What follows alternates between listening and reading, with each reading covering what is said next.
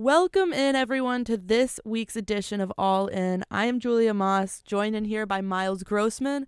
It's been a crazy week in the WNBA. Of course, we got to talk to Ryan Ruocco about the Breanna Stewart signing. We were speculating on if Courtney Vandersloot was going to sign. She ended up signing, or announcing her intention to sign, rather. But this is the first time we're sitting down on All In and getting to have a discussion. But before we get into it, Miles, how has your week been? It's been great. I mean, yeah, it's been an exciting week, right? They seem to have done it. I mean, last time we were here, it was all, well, they got one of it out of the way. Will they successfully get the other two pieces, complete the super team, raise the expectations? It seems that they have. I mean, as we know, none of it's official outside of JJ. They haven't announced anything or solidified things via the WNBA league office just yet. And I think, salary cap wise, that makes sense. They'll still need to make a couple cuts or a couple decisions, and we'll get into that in just a little bit. But yeah, it seems that they have their big three to add on to Miss Sab. And with that big three, something that the Liberty are going to have to do is cut players, because there's not enough money to go around. You can't sign Breanna Stewart and afford Jonquel Jones and Courtney Vandersloot without cutting some roster, and they haven't really done that yet. They cut some salary with the Jonquel Jones trade, of course, but when you're keeping Sabrina, you're keeping Benijah Laney, and then you're also bringing in all these superstar players. There's not enough money to go around. So my first question, and we can definitely get into a discussion about this, is who do you think is going to end up being cut from this team?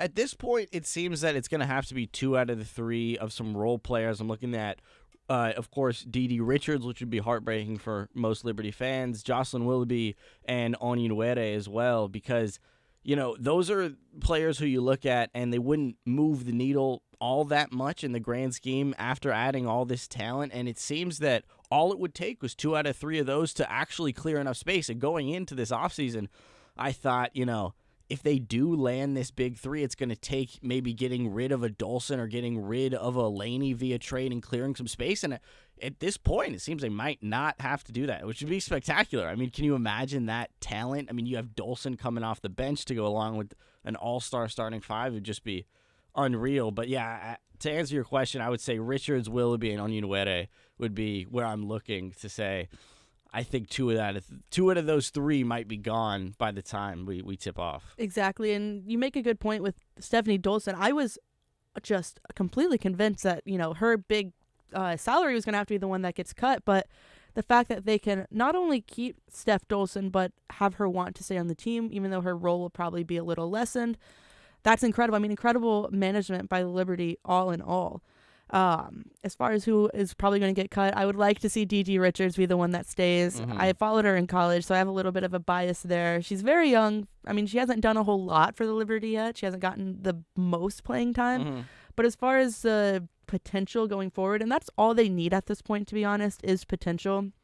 Because when you look at this team, they don't need another impact player. And so I think that they can keep Dee Richards, invest in her a little bit, watch her progress, and the risk versus reward, I think, is an upgrade for the Liberty, because if it doesn't work out, it's not like you don't have an all-star starting 5. And that's a difficult decision, because you're really looking at 3 legitimate role players, 3 players that can help you down the stretch, and particularly with, as you said, Dee Richards. She's such an excellent defender, really, in all 3 levels. She guard really every position to some extent, besides a strong 5. But you'd be comfortable with Dee Richards guarding 1 through 4 at her age. That says a lot. And it would be difficult to let her go, but I also wouldn't be all that shocked in this new era. But I think you're not alone in that. You want to keep Dee around.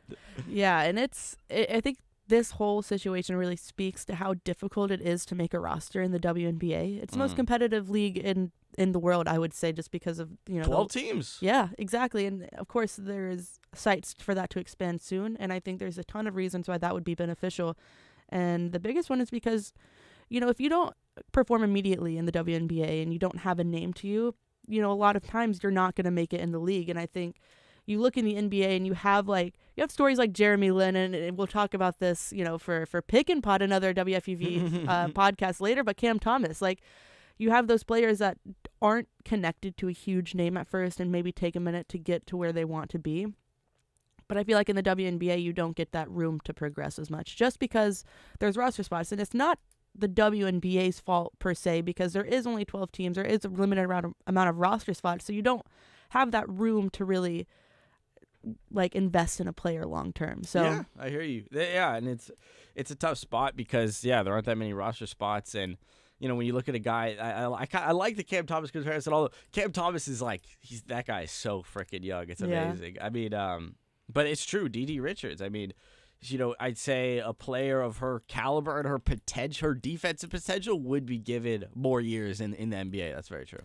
Yeah. So just to kind of overview on where the Liberty stand at this point, their potential starting lineup is at point guard Courtney Vandersloot, Sabrina Ionescu shooting guard, forward Laney, forward Brianna Stewart, and then center Jonquel Jones. That is an amazing starting lineup, and this kind of segues into my transition of the Las Vegas Aces also have a starting lineup full of all-stars. They just signed Candace Parker. Miles, the first domino to drop here really was the Jonquel Jones trade, and then we saw Candace Parker, and then Brianna Stewart and Courtney Vandersloot. And I feel like the Candace Parker signing can kind of get lost in the shuffle here, but it's a huge signing for the Aces, and I just want to know what your reactions were when you first saw it. Absolutely. I think it is a huge signing, and my first thought as a New York Liberty guy was, okay, that solidified it. I think Stewie and Vandersloot are for sure going to make that super team in New York, because it was, I think, once Parker made that move, it was kind of like she was recognizing what was happening, that there's a super team being built. I'm going to go ahead and try and solidify the other super team in the league in Las Vegas. And I think she did that, but she's a veteran. And I think one of those things about the Las Vegas Aces that went under the radar throughout their championship run was their veteran presence. Everyone had been there before. Everyone was had been a superstar for multiple years, and adding Parker is only gonna really take things to the next level. So I think, as long as things stay true with the New York Liberty, those will be the only two teams that really have a shot at a championship this year, which is a little bit sad to say, but also it's it's exciting. It is exciting, and there's a lot of ways to look at it about the pros and cons of a super team. I've said it before. I've said the timing, I think, of the super teams right now is really beneficial for the WNBA because, will this season be super competitive? Probably not. You're probably going to see a Liberty Aces final, and it probably won't be very close. But also, the draft next year is likely the best draft we've seen in WNBA history. I mean, you've got Brianna Stewart, Caitlin Clark, not Brianna Stewart, Paige Beckers, Caitlin Clark, et cetera, et cetera. I mean, the list goes on. So these teams who are going to get lost in the shuffle next year, like the Seattle Storm, Connecticut Sun, who really did not benefit from these super teams forming, there's a great consolation prize, and honestly, it's not even a consolation prize when you look at it. I mean, the Storm, I think, are going to be at the bottom of the league table here. But they lose Brianna Stewart, they lose Sue Bird, but potentially they can gain Paige Beckers. And Paige Beckers, as long as she progresses in her injury rehabilitation, she is day one franchise changing player. Absolutely. And the same goes for Caitlin Clark. So I think if there was a time for super teams, there's never been a better time than now. Yeah, it's going to be interesting to see that new class of WNBA faces, because I think there's a more so than there ever really has been before, a core of players in women's college basketball that you could say, I just can't wait to see them play the W. You know what I mean? In particular, because we were lucky enough to go on the road and see Diamond Miller, and then she got a lot of press following the buzzer beater in those recent weeks, and just be able to say, like, wow, I can't wait to see Diamond in the league. And she's not alone in that. I mean, Caitlin Clark, it seems week in and week out we hear about a 44-piece or a 35-piece.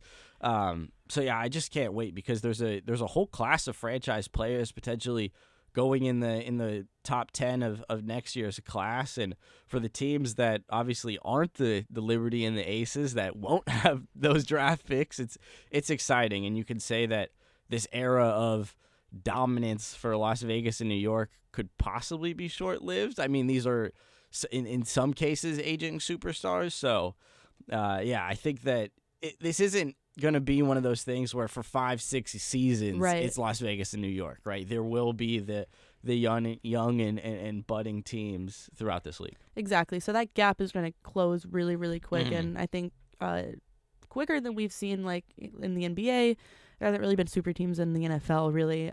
But as far as the NBA, I mean, we saw, like, it's not going to be a Cavs Warriors situation where we see them for that many years. First of all, because I don't think it's super obtainable for a lot of years, especially for the Liberty, because Breonna Stewart, I don't know, I could see Breonna Stewart staying a while, but you've got, like, Ionescu, Jones, who are still a little bit younger. Laney is still a little bit younger. They're either going to want more money or a bigger playing role. So it'll be really interesting to see how that plays out. Moving back one more time to the Aces before we move on to Florida women's basketball talk. I could have a hot take about this. I think the Aces right now are better than the Liberty, but I don't think Candace Parker moved that needle for me very much. I think you have a team who knows how to win championships already, and they didn't lose any of their starting five, really. They only gained Candace Parker. So you're going to see with the Liberty, they're going to have to learn how to play together. There's a lot of new faces, but for the Aces, there's not a lot of new faces. They already know how to play. They already know how to play to each other's strengths. There's going to be a time for the Liberty where they have to learn, how players want to play. So I think the Aces have the better roster right now, and I'd love to hear who you think has a better outlook going into the season. But more specifically with Candace Parker, I think she's aging. It's not that she's going to be a detriment to her team. She definitely makes his team better.